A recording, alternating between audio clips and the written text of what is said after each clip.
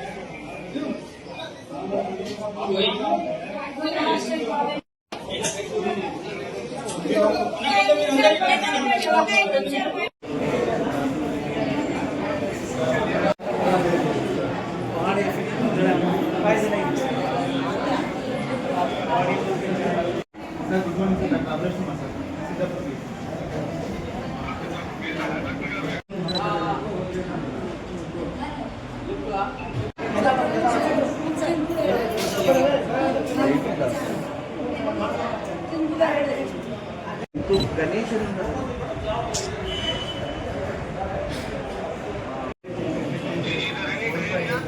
no sir, no diarrhea. Vomiting and pain happens. Most of them are subsided, sir. Okay, sir.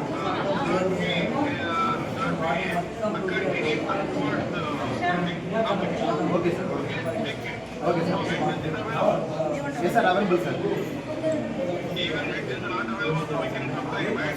Okay, sir.